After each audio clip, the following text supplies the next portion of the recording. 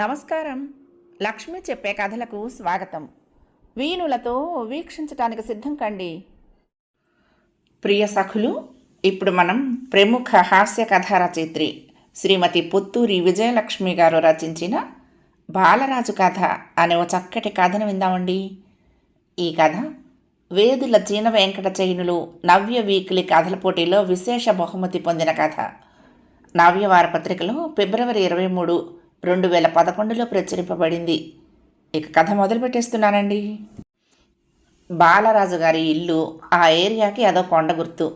బాలరాజు గారి ఇంటి దగ్గర ఆ పై సందు, బాలరాజు గారింటికి 1 కిలోమీటర్ దూరం మా ఇల్లు అని చెప్తూ ఉంటారు జనాలు. నిజంగా అంత గొప్పదే ఆ ఇల్లు. గొప్ప గొప్ప భవంతులు అసంఖ్యాకంగా ఉన్న మహానగరంలో డబ్బున్న వారి అట్టహాసాలకి ఏమీ లోటు లేదు. బాలరాజు గారి ఇల్లు మాత్రం కాస్త భిన్నంగానే ఉంటుంది. 600 గజాలుంటే నిలువుగా ఇల్లు కట్టుకునే ఈ రోజుల్లో 1200 గజాల్లో నేలబారును కట్టుకున్నారు బాలరాజు గారు. మంచి ఆర్కిటెక్ట్ డిజైన్ చేశాడు. ఆ స్థలంలో 4 మూలల 4 కొడుకులకి ఇళ్ళు, మధ్యలో ఆయనకు ఒక చిన్న ఇల్లు. ఆశ్రమంలో ఉన్న ఆ ఇంట్లో భార్య సమేతంగా ఉంటున్నాడు. ఆయనకి 60 దాటాయి. ఇటీవలే షష్ఠి పూర్తి జరుపుకున్నాడు. 20 ఏళ్ల వయసులో గల్ఫ్ కంట్రీస్కి వెళ్ళిపోయాడు. పెద్ద చదువులేమీ చదువుకోలేదు. కొన్నాళ్ళు అక్కడక్కడ చిన్న చిన్న ఉద్యోగాలు చేసిన తర్వాత సొంతంగా ఓ రెస్టారెంట్ పెట్టుకున్నాడు. చాలా సంపాదించాడు. కుటుంబం మాత్రం ఇక్కడే ఉండేది. 4 కొడుకులు. ఏదో డిగ్రీ దాకా చదివించి ఇక్కడ ఫుడ్ జాయింట్ పెట్టించాడు వాళ్ళ చేత. ఓపికనంతకాలం అక్కడే ఉండి తర్వాత ఇండియా వచ్చేశాడు. అప్పటికి కొడుకులు 4 కలిసి 2 చోట్ల స్వీట్ షాపులు నడుపుతున్నారు. బాలరాజు తిరిగొచ్చాక మరొక 2 చోట్ల కూడా షాపులు ప్రారంభించాడు. బాలకృష్ణ స్వీట్స్ అండ్ చాట్స్ అని అధునాతనంగా ఏర్పాటు చేశాడు. పాత షాపులు రెనోవేట్ చేయించి 4కి 4 అప్పగించేశాడు. పర్యవేక్షణ మాత్రం తనదే. బాగుంది. 4 వేగంగానే పుంజుకున్నారు. ఈ రోజుల్లో బతక నేర్చిన తనము నిజాయితీ ఉండాలి, కానీ ఫుడ్ బిజినెస్ అంత లాభసాటి వ్యాపారం మరొకటి లేదు. ఎవరికి తినిపించాల్సింది వారికి తినిపిస్తూ కస్టమర్లకు కమ్మని పదార్థాలు తినిపిస్తే 100కి 100% లాభాలు వస్తాయి. అదంతా ఆకలింపు చేసుకున్నాడు బాలరాజు. ఎన్నో కొత్త ఐటమ్స్ ప్రవేశపెట్టాడు.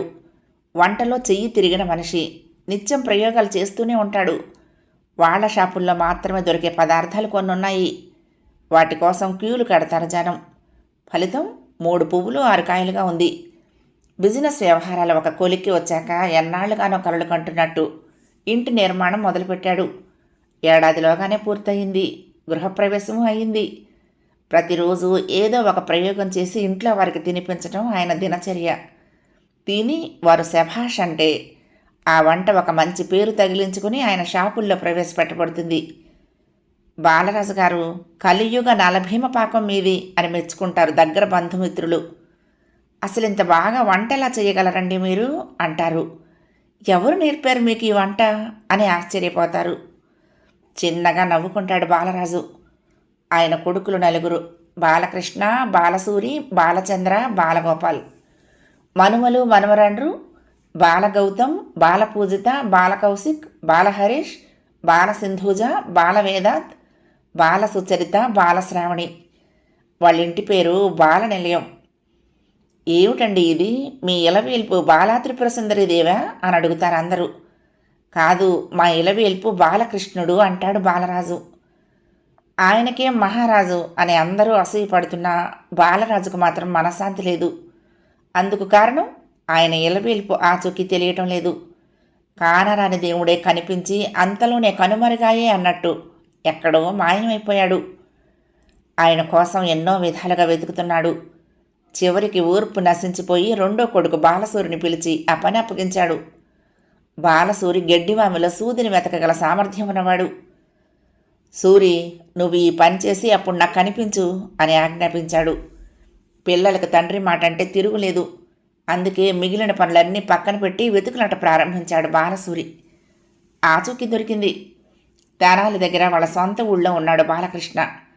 ఆ సమాచారం అందుకుని సీత జాడ తెలుసుకున్న హనుమంతుడిలా వెళ్ళి తండ్రి ఎదుట నిలబడ్డాడు బాలసూరి. కొడుకు చెప్పిన విషయం వినగానే బాలరాజు ప్రాణం లేచొచ్చింది. అయితే రేపే ప్రయాణం అన్నాడు.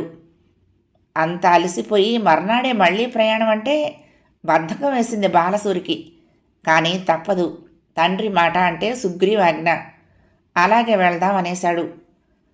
తెల్లవారుజామునే లేచి తయారైపోయి కారులో బయలుదేరారు తండ్రి కొడుకులు. ముందు డ్రైవరు, పక్కన ఓ పనివాడు, వెనక వీళ్ళిద్దరూ. బయలుదేరిన కాసేపటికే నిద్రలోకి జారుకున్నాడు బాలసూరి. మధ్యలో టిఫిన్ కోసం ఆగినప్పుడు లేపాడు తండ్రి. కారు బయలుదేరగానే మళ్ళీ పడుకున్నాడు బాలసూరి. మధ్యాహ్నం 1 గంటకు గమ్యం చేరారు. ఊళ్ళోకి వెళ్ళాక వాళ్ళకు కావలసిన ఆ ఇంటి కోసం ఆచూకీ తీశారు. అదో చిన్న ఊరు. కొన్ని ఇళ్ళు పాడుపడిపోయాయి. మనుషులు నివాసం ఉంటున్న ఇళ్ళు మాత్రం కళకళలాడుతున్నాయి. ఆ ఊళ్ళో వీళ్ళు వెతుకుతున్న ఇల్లు కనుక్కోవటం కష్టమేమీ కాలేదు. కాకపోతే మీరెవరు, వారి బంధువులా అంటూ కురిపించిన ప్రశ్నల వర్షానికి తట్టుకోవటమే కాస్త చిరాకు అనిపించింది. నాన్నగారు, మరి భోజనాల వేళయింది. ఇప్పుడు వెళ్ళి వాళ్ళని ఇబ్బంది పెట్టడం బాగుండదేమో. మనం క్యారేజీ తెచ్చుకున్నాం కదా, భోంచేసి వెళ్దామా అన్నాడు బాలసూరి. ముందు వెళ్దాము, ఆ తర్వాత పరిస్థితిని బట్టి ఆలోచిద్దాము అన్నాడు బాలరాజు. వాళ్ళింటి ముందాగింది కారు. విశాలమైన పెంకుటిల్లు. వరండాలో కూర్చుని పేపర్ చదువుకుంటున్న ఆ ఇంటి వారి అబ్బాయి గోపి పరిగెత్తుకొచ్చాడు. బాలకృష్ణ గారి కోసం వచ్చాం అన్నాడు బాలసూరి. అలాగా రండి అంటూ సాదరంగా ఆహ్వానించాడు గోపి. లోపల హాల్లోకి తీసుకువెళ్ళాడు. తాతగారి కోసం వచ్చారట అని చెప్పాడు. మంచినీళ్ళు ఇచ్చారు. ఎండన పడి వచ్చారు, లేవండి ముందు భోజనాలు చేద్దురు గాని అంది పెద్దావిడ. ముందు బాలకృష్ణ గారిని చూడాలమ్మా అన్నాడు బాలరాజు. వారు మీకు తెలుసా అడిగింది ఆవిడ. అయ్యో, తెలియకపోవటం ఏమిటమ్మా, ఆయన మా పాలిట దేవుడు అన్నాడు బాలరాజు. అంటే ఉద్యోగం ఇప్పించారా మళ్ళీ అడిగింది. లేదమ్మా, వచ్చిన ఉద్యోగమే నిలబడేలా చేశారు చెప్పాడు. ఆయనకి ఇప్పుడు జ్ఞాపక శక్తి బాగా తగ్గిపోయింది. ఎవరిని గుర్తుపట్టలేకపోతున్నారు ఆవిడ ఇబ్బందిగా చెప్పింది. నన్ను తప్పక గుర్తుపడతారు అన్నాడు బాలరాజు. ఒక్క 5 నిమిషాలు ఆగండి, వచ్చేస్తారు అని చెప్పింది. లోపల నుండి కోడలు కాబోలు కాఫీ తెచ్చిచ్చింది. 10 నిమిషాలు గడిచాక వచ్చాడు బాలరాజు. ఎన్నో రోజులుగా వెతుకుతున్న ఆ పెద్ద మనిషి భోజనం చేసి వచ్చినట్లున్నాడు. రాగానే ఒక్కపొలకిచ్చారు ఆయనకు. పడకుర్చీలో కూర్చున్నాడు ఆయన. ఆయన్ని చూడగానే అప్రయత్నంగా లేచి నిలబడ్డాడు బాలరాజు. సార్ నమస్కారం, నేను గుర్తున్నానా రాజుని అన్నాడు. అయ్యో, గుర్తు లేకపోవటమేం అన్నాడు ఆయన. బాలరాజు మొహం వికసించింది. కానీ మరు నిమిషంలోనే ఆ ఆనందం కాస్త ఆవిరైపోయింది. మీరు నాకు చిన్నతనంలో తెలుగు పాఠాలు చెప్పేవారు కదూ అడిగాడు ఆయన. కాదండి, మనం అబుదాబీలో కలుసుకున్నాము. మీ దగ్గర ఉద్యోగం చేశాను నేను అన్నాడు బాలరాజు. అవునవును, మా పిల్లలకి పాఠాలు చెప్పారు మీరు అన్నాడు ఆయన. కాదు సార్, సరిగ్గా గుర్తు చేసుకోండి. నేను రాజుని సార్. 1970లో మీ దగ్గరకు వచ్చాను. రాజు గుర్తు చేయాలని ప్రయత్నిస్తున్నాడు. గోపి కలగ చేసుకున్నాడు. లాభం లేదండి, తాతగారికి బాగా మతిమరుపు వచ్చేసింది. ఒక్కోసారి ఇంట్లో వాళ్ళనే గుర్తుపట్టరు. మరీ గుర్తు చేయాలని చూస్తే ఆవేశపడిపోతారు, విసుక్కుంటారు అన్నాడు. మరి ట్రీట్మెంట్ ఇప్పించలేదా బాలసూరి అడిగాడు. ఈ వయసులో హాస్పిటళ్ల చుట్టూ తిరిగి ఆ సూదులవి గుచ్చి హింసించటం ఎందుకని నేనే వద్దన్నాను బాబు. మతిమరుపు తప్ప వేరే ఇబ్బంది ఏవీ లేదు. ఏదో వేళటకు తింటారు, ఇంట్లో అటు ఇటు తిరుగుతారు అంది ఆయన భార్య. మీరు ఊళ్ళో ఎప్పటి నుంచి ఉంటున్నారమ్మా అడిగాడు బాలరాజు. 10 ఏళ్ళు పైనే అయ్యింది. 65 ఏళ్ల దాకా ఉద్యోగాలు అవి చేశారు ఈయన. ఇది తాతల నాటి ఇల్లు. చివరి రోజుల్లో ఇక్కడ ఉండాలని ఆయనకి సరదా, అందుకే ఇక్కడికి వచ్చేసాము. మాకు 2 అబ్బాయిలు, 1 కూతురు. పెద్దాడు బెజవాడలో ఉంటున్నాడు, డాక్టరు. వాడిది ప్రైవేట్ ప్రాక్టీసే.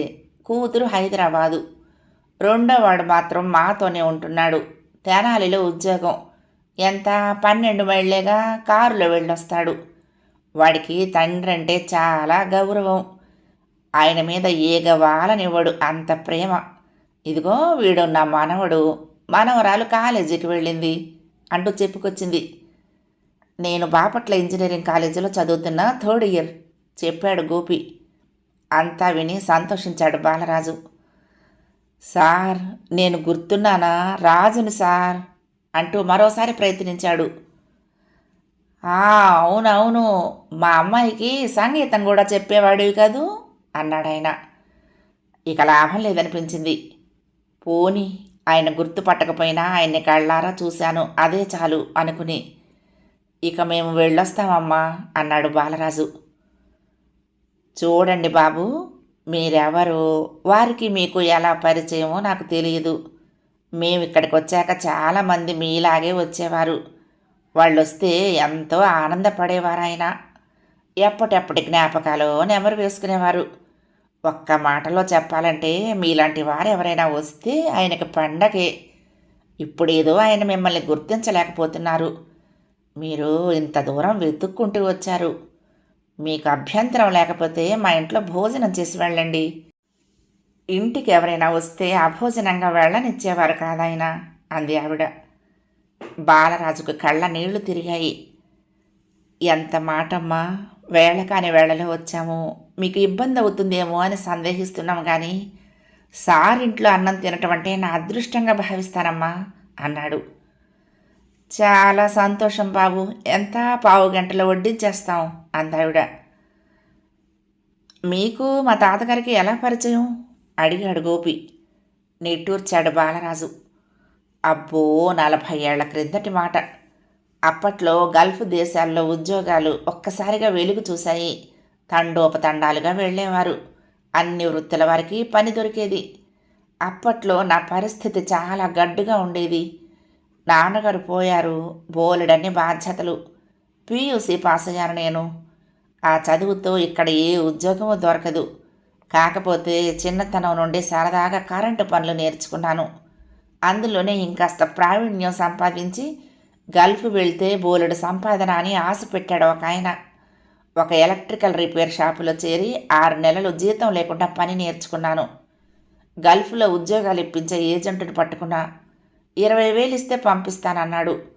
అక్కడికి వెళ్తే ఆ 20,000 ఇట్టే సంపాదించుకోవచ్చు కదా అని అప్పు చేసి ఆ మొత్తం ఇచ్చేశాము. అతను నన్ను విమానం ఎక్కించాడు. నేను, నాతో పాటు మరొకడు, పేరు మస్తాన్. అక్కడ నన్ను రిసీవ్ చేసుకునేందుకు మనుషులు వచ్చారు. మీకోసం 1000 కళ్ళతో ఎదురు చూస్తున్నాం అన్నారు సంతోషంగా. దేశం కాని దేశంలో అటువంటి ఘన స్వాగతం లభించేసరికి పొంగిపోయాం. వాళ్ళు మమ్మల్ని తీసుకువెళ్ళి ఇదిగో ఈసారి ముందర నిలబెట్టి వెళ్ళిపోయారు. అమ్మయ్య, వచ్చారా? చచ్చిపోతున్నా వీళ్ళ గొడవ భరించలేక. త్వరగా స్నానాలు అవి చేసి వంట మొదలుపెట్టండి. మా అందరికీ నోళ్ళు చవి చచ్చిపోయాయి. కమ్మగా ఏదైనా వండితే తింటాం అన్నారు సారు. మాకేమీ అర్థం కాలేదు. వంట చేయటం ఏమిటి?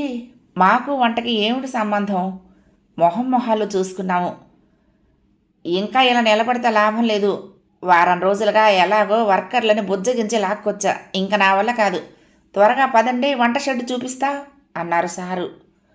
ఇక లాభం లేదని, మాకు వంటకి ఏం సంబంధం సార్, మాకు వంట రాదు అన్నాము. మరి వంట రాకపోతే ఎందుకు వచ్చారయ్యా? నన్ను ఎత్తి నీకు డ్యాన్స్ చేయడానికా? గద్దించారు. ఆయన కోపం చూసి మాకు భయం వేసింది. వంట రాదంటే బొత్తిగా రాదని కాదు సార్, మేము తినటానికి వండుకుంటాం అన్నాం. మీరు వండుకుంటానంటే ఏమిటి మీ ఉద్దేశం? మరి మా అందరికీ ఎవరు వండుతారు అని మండిపడ్డారాయన. అందరికీ వండటం మా వల్ల కాదు, మాకు రాదు సార్ అన్నాం భయంగానే. మరేం వచ్చు మీకు? నిలదీశారు. నేను ఎలక్ట్రీషియన్ని, ఇతను ప్లంబర్ చెప్పాము. అయితే నా దగ్గరికి ఎందుకు వచ్చారు? ఎలక్ట్రీషియన్లు, ప్లంబర్లు నా దగ్గరే ఉన్నారు. నేను వంటవాళ్ళని కదా పంపించమన్నాను అన్నారాయన అయోమయంగా. ఆ వంటవాళ్ల గొడవ ఏమిటో మాకు అర్థం కాలేదు. కాసేపు ఆ గందరగోళంలో కొట్టుమిట్టాడి ఆ తర్వాత ఆయన బాంబేకి ఫోన్ చేస్తే అసలు విషయం బయటపడింది. గుంపులు గుంపులుగా మేకల మందలాగా వర్కర్లను పంపిస్తున్నారు ఏజెంట్లు. ఆ ప్రక్రియలో మాకు వీసాలు ఇచ్చి ఇక్కడికి పంపేశారు. ఇక్కడి పరిస్థితి ఏమిటంటే, దాదాపు 100 మంది ఉన్న ఆ గుంపుకు ఈసారు ఆఫీసరు, ఒక బిల్డింగు కట్టే కాంట్రాక్టు, అందరితో పాటు వంటవాడు వచ్చాడు. కానీ ఈ వాతావరణం పడక వారం రోజుల క్రిందట తిరిగి వెళ్ళిపోయాడు. అప్పటి నుండి ఎవరినో సాయం తీసుకుని సారే ఆ వంట కార్యక్రమం జరిపించేస్తున్నారు. వంట వాళ్ళని పంపమని ఫోన్లు చేస్తూ ఉంటే ఇదిగో మిమ్మల్ని పంపేశారు. ఇదేమిటని వాళ్ళని నిలదీస్తే, ఏదో పొరపాటైపోయింది, వాళ్లతో అడ్జస్ట్ అవ్వగలిగితే సరి, లేకపోతే తిప్పి పంపించేయండి అన్నాడు ఆ ఏజెంటు. అంతేకాదు ఓ 10-15 రోజుల్లో వంట వాళ్ళని పంపిస్తాం అన్నారట. సార్ చెప్పిన సంగతి విని మా గుండె జారిపోయింది. కష్టపడి డబ్బులు కట్టాము, ఎంత దూరం వచ్చాము, ఇక్కడి నుంచి పంపిస్తే ఏ గంగలో దోకాలి? ఆ డబ్బు తిరిగి ఇస్తారా ఇవ్వరా? ఏమిటి మా గతి? ఎటు చూసినా అంధకారం. మాకు ఏడుపు వచ్చేసింది. నాతో వచ్చినవాడు కూడా నన్ను చూసి ఏడుపు మొదలుపెట్టాడు. సార్ నెత్తి పట్టుకుని కూర్చున్నాడు. మా వివరాలు, మా కుటుంబ పరిస్థితులు అడిగి తెలుసుకున్నారు. సరే, జరిగిందేదో జరిగిపోయింది. మీకు కూడా పుట్టుకతోనే కరెంటు పనులు, ప్లంబింగ్ వరకు రాలేదు కదా? 6 నెలలు కష్టపడేగా ఆ పనులు నేర్చుకున్నారు. ఇప్పుడు అదే శ్రమపడి వంట నేర్చుకోండి. నా చేతనైన సాయం నేను చేస్తాను. నేర్చుకుని నిలబడితే వీళ్లే వంట చేస్తారని చెప్పి మీ ఉద్యోగాలు నిలబెడతా. లేదంటే 2 వారాల తర్వాత తిరిగి వెళ్ళిపోదురు గాని. ఈ పరిస్థితుల్లో ఇంతకంటే నేను చేయగలిగింది ఏమీ లేదు అన్నారు. మా ఇద్దరికీ వంట రాదు. అలాంటిది 100 మందికి వంట చేయాలా? గుండె ఠారు మంది. మస్తాను నేను ఇద్దరం ఒకళ్ళనొకళ్ళం కావలించుకొని ఏడ్చేశాము. ఏం చెయ్యాలో అర్థం కాలేదు. ఈలోగా ఈ వ్యవహారం అంతా మిగిలిన వాళ్లకు తెలిసిపోయింది. అప్పటికే తిన్నగా తిండి అమరక విసిగిపోయి ఉన్నారేమో గోల మొదలుపెట్టారు. వాళ్ళ తప్పేం లేదు. గొడ్డు చాకరీ చేసే వాళ్లకు సరైన ఆహారం లేకపోతే ఎలా పనిచేస్తారు? అందుకే వెంటనే తిరుగు టపాకి మమ్మల్ని పంపించేయమని, వెంటనే మంచి వంట వాళ్ళని పిలిపించమని, లేకపోతే తామంతా పని మానేస్తామని అరవటం మొదలుపెట్టారు. సార్ వాళ్లకు నచ్చ చెప్పారు. చూడండర్రా, మనమందరం ఎలా కడుపు చేత పట్టుకుని వచ్చామో వీళ్ళు అలాగే వచ్చారు. కాస్త ఓపిక పట్టండి. దేశం కాని దేశంలో మనం ఒకరికొకరం అండగా నిలవాలి కదా మరి. కష్టాలు అందరికీ వస్తాయి. ఇవాళ వీళ్లకు, రేపు మనకు. ఊరికే గొడవ చేయకుండా కాస్త దయతో ఆలోచించండి అని బతిమాలారు. వాళ్ళు కాస్త వెనక తగ్గారు. మాకు మాత్రం మానవత్వం లేదా సార్? మేము మనుషులమే, కానీ మా గురించి కూడా కాస్త ఆలోచించండి. మీ మాట అంటే మాకు గురి. మా అందరి బాగు కోరేవారు మీరు. మీరే నిర్ణయం తీసుకోండి అనేసి వెళ్ళిపోయారు. సార్ నిస్సహాయంగా చూశారు. పాపం వాళ్ళు మాత్రం ఏం చేస్తారు? వంటవాడు వెళ్ళిపోయాక ఓ 2 సాయం తీసుకుని నేనే వంట వ్యవహారం కూడా చూస్తున్నాను. నాకు రాదు వంట, కానీ ఏం చెయ్యను? ఈ టీం మొత్తానికి నేనే లీడర్ని. ఆడా పాడా మధ్యల కొట్ట అన్నింటికీ నేనే. ఏదో వండి పడేస్తూ ఉంటే పళ్ళ బిగువున తిని కాలం నెట్టుకొస్తున్నారు. వంట వాళ్ల కోసం ఎదురు చూస్తూ ఉంటే ఇదిగో మీరొచ్చారు. వాళ్ళకి ఓర్పు నశించిపోయింది అన్నారు. అంతేకాదు మాకు ధైర్యం చెప్పారు. ప్రయత్నించండి, ఓడిపోతే ఎలాగో వెళ్ళిపోవాలి, గెలిస్తే ఉద్యోగాలు నిలబడతాయి అన్నారు. ఆయన ప్రోత్సాహంతో లేచి నడుం కట్టుకుని వంట షెడ్లో పొయ్యి వెలిగించాము. ఇక తర్వాత 2-3 రోజులు నరకం. వండలేక మాకు, తినలేని వాళ్ళకి ప్రత్యక్ష నరకం. అక్కడ ఓ తెలుగు కుటుంబం ఉండేది. వాళ్ళింటికి తీసుకువెళ్లారు సార్ మమ్మల్ని. ఆవిడకి వంట బాగా వచ్చు. ఆవిడ దగ్గర రాసుకున్నాం కొన్ని వంటలు. మెల్లిగా మాకు వంట అలవడింది. ఒక్క ఐటెం రుచిగా చేయగలిగాము. అన్నం అన్నంలా వండగలిగాము. స్టాఫ్ అందరినీ పిలిచి ఏమిటి మరి ఏం చేద్దాం అని అడిగారు సార్. వాళ్ళంతా ఎటు చెప్పలేకపోయారు. వద్దు పంపించండి అనేద్దామంటే మా బాధ వారికి తెలుసు. అలా అని ఎల్లకాలం వంట రాని వాడి చేతి వంట తినాలన్నా కష్టమే. అందుకే ఏమో సార్, సాటివాడి నోటి ముందర కోడు లాగేయమని చెప్పలేము. మరి మా పరిస్థితి తెలుసు మీకు. మీరు పెద్దవారు, చదువుకున్నవారు. మీరే ఏదో దారి చూపండి అని సార్ మీదే బాధ్యత పెట్టేశారు. సార్ అంటే అందరికీ గౌరవమే. మీరిద్దరూ వంట మీదే దృష్టి పెట్టండి, నేను సాయం చేస్తా. వంట రాదు కానీ వంట ఎలా చేస్తారో కాస్త కుస్తో అనుభవం ఉంది నాకు అని నడుం కట్టుకున్నారు సార్. అటు తన పని వాళ్ళ మీద అజమాయిషి చేయటము మానలేరు కదా. తెల్లవారుజామునే మమ్మల్ని లేపి తను మా పక్కనే కూర్చొని వంట చేయించేవారు.